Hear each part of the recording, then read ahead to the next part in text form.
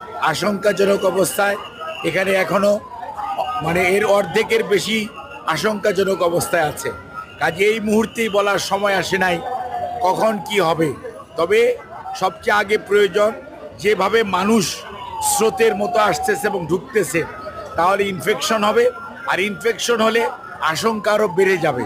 এই মুহূর্তে এখানকার কোনো রক্তের প্রয়োজন নাই।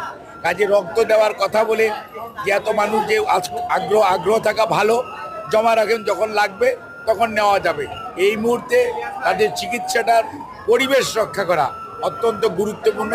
সে ব্যাপারে সবাই দায়িত্বশীল আচরণ করবে।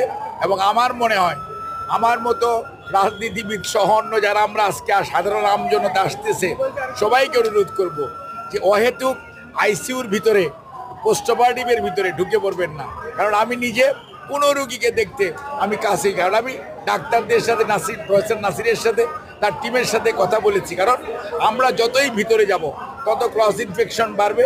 ইনফেকশন বাড়লে রুগীর আশঙ্কার পরিমাণ আরও বেড়ে যাবে। কাজেই রুগীর ভালো যদি আমরা চাই, আমাদের এখন উচিত হবে চিকিৎসকদেরকে, চিকিৎসক সহকর্মীদেরকে, যারা নার্স এবং প্যারামেডিক্স আছে এবং এই হসপিটাল কর্তৃপক্ষকে সহযোগিতা করা উচিত।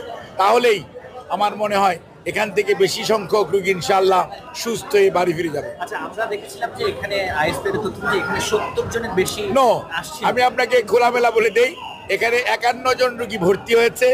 কিছুক্ষণ পরেই তারা সাংবাদিকদেরকে জানাবে। একজন রোগী ব্রড ডেথ ছিল, আর বাকিরা চিকিৎসাধীন আছে। তার মধ্যে 10 জন আইসিইউতে আছে, পোস্ট অপারেটিভে আছে, এসডিইউতে আছে, ওয়ার্ডে ভর্তি আছে 50 জনের মধ্যে। তাদের মধ্যে অর্ধেকেরও বেশি আশঙ্কাজনক অবস্থায় আছে।